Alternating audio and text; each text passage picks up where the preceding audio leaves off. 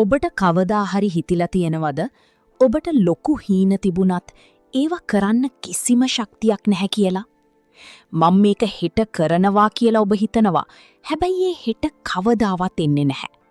ඔබ අලුත් පොතක් ලියන්න, ශරීරය ලස්සන කරගන්න, එහෙමත් නැත්නම් අලුත් දෙයක් ඉගෙන ගන්න ආසාවෙන් ඉන්නවා.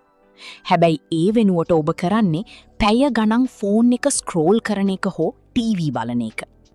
ඔබ දන්නවද ඇයි මෙහෙම වෙන්නේ කියලා? ඒ ඔබ සදාකාලික කම්මැලියෙක් නිසා නෙමෙයි. ඔබේ මොළයට ඔබ කරන්න යන වැඩේ ගොඩක් ලොකුයි කියලා දැනෙන නිසායි. වැඩක් ගොඩක් අමාරුයි කියලා දැනෙනකොට ඔබේ මොළය කියන්නේ අපි මීට වඩා ලීසි දෙයක් කරමු කියලා. කම්මැලිකම කියන්නේ ඔබේ අනන්‍යතාවය නෙමෙයි. ඒක පුරුද්දක් විතරයි. ඒ වගේම ඕනෑම පුරුද්දක් වෙනස් කරන්න පුළුවන්. පළවෙනි පියවර තමයි ලොකු වැඩ කුඩා කෑලිවලට කඩන එක. ලොකු ඉලක්ක අපිට බයක් දැනෙනවා.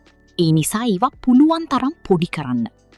උදාහරණයක් විදිහට ඔබ පොතක් ලියන්න හිතාගෙන ඉන්නවා නම් පිටු 200ක් ගැන හිතන්න එපා. අද එක වාක්‍යයක් විතරක් ලියන්න. ඔබට ගිටාර් එකක් ප්ලේ කරන්න ඉගෙන ගන්න ඕන නම් එක දවසින් සින්දුවක් ඉගෙන ගන්න හදන්න එපා. එක කෝඩ් එකක් විතරක් පුහුණු වෙන්න. මතක තබා ගන්න කන්දක් මුදුනටම එකපාර පනින්න බෑ. එක පියවරක් පස්සේ තව පියවරක් විදිහට තමයි යන්න ඕනි. වැදගත් වෙන්නේ ඔබ කොච්චර පරිපූර්ණද කියන එක නෙමෙයි, ඔබ කොච්චර ප්‍රගතියක් ලබා ගන්නවද කියන එකයි. අපි මනෝබලය හැමතිස්සෙම එක වගේ තියෙන්නේ නැහැ.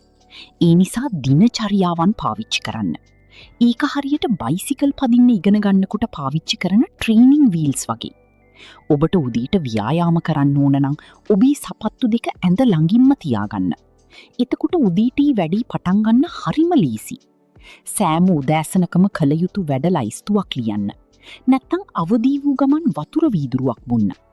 මේ වගේ පොඩි පුරුදු ඔබේ ජීවිතයට ක්‍රමවත් බවක් සහ ඉදිරියට යාමට අවශ්‍ය වීගය ලබා දෙනවා.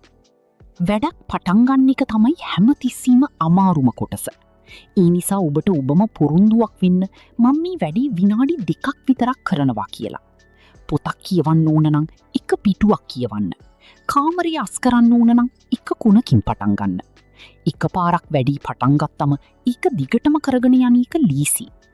ඒක හරියට කන්දක උඩ ඉඳන් බෝලයක් පහළට තල්ලු කරනවා වගේ. පළවෙනි තල්ලුව තමයි අමාරු. ඊට පස්සේ ඒක ඉබේම පෙරලෙනවා. තවත් වැදගත් දෙයක් තමයි ඔබ විනාඩි 2ක් වැඩේ කළාට පස්සේ ඔබටම පොඩි තෑග්ගක් දෙන්න. ආස සින්දුවක් අහන්න, නැත්තම් පොඩි විවේකයක් ගන්න. එතකොට වැඩේ පටන් ගන්න එක සතුටක් කියලා මොළයට දැනෙනවා. ලෝකයේ ඔබ අගය කරන හැම කෙනෙක්ම ආරම්භ කළේ කුඩාවටයි. ඔවුන්ටත් ප්‍රශ්න තිබුණා. හැබැයි ඔවුන් නතර වුණේ නැහැ. ඔබේ සිහින හරියට ගිනි පුපුරක් වගේ. ඔබ ගන්න හැම පොඩි පියවරක්ම ඒ ගින්නට දාන දර කෑල්ලක් වගේ.